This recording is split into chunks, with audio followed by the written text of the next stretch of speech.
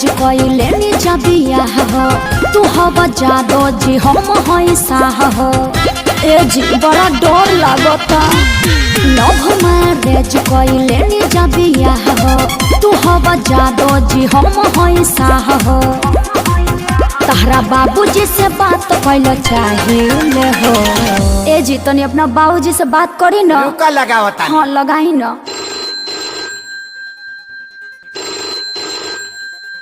हो पप्पा हम बियाह कैला लियो का बियाह कैले लिए हमरा ले बतैले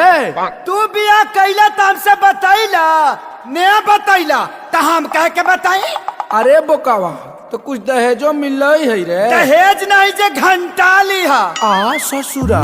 ए दैडी डरली नवत कनी मारे जदू दिन पागिले हो जूता से पिटाई बे मुहा पावन मिली तगे जसा फसा पागिले हो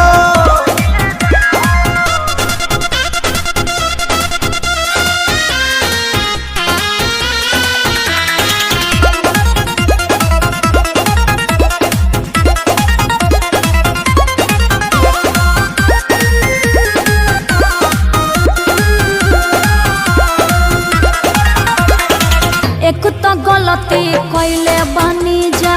हमनी के बरियार हो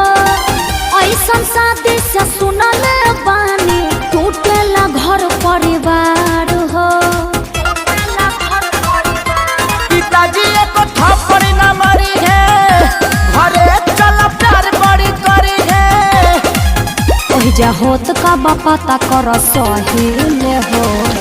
अरे एक बार और लगाई ना रुका एक बार फिर लगाओ तानी ए पापा हो पापा हम सुहाग रात मनाई ले लियो पंडित जी से दिखौला हवे अरे तो सुहाग रात में पलंग के जरूरत लगल है पंडित जी का थोड़ी लगल है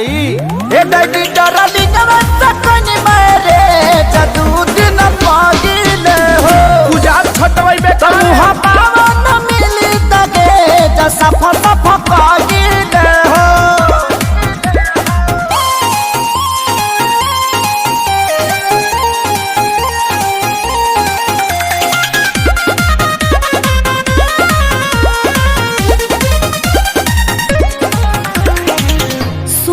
अखिलेश हमार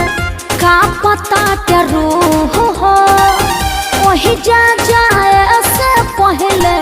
देख छोटका के मुँह हो सुन सुन खेसारी के रानी कुछ कोई न कहतानी यह सोची सोची टेंशन में डरे हो हर एक बार लास्ट प्रयास करो रुक जा एक बार और लगावा है ए बाबूजी हो अरे लइको हो गइल का रे हाँ हो गई अरे अभी तो 2 दिन पहले कहता के बियाह कोई हां अरे जियो के ऑफर में डाउनलोड कर ले लाई बाबूजी ए दैडी डरली नवत कनी मारे जदू दिन पागिले हो तमुहा पावन मिली तगे जसा फसा पागिले हो तोरा डार्लिंग को वार्निंग है घर मत लेके आना।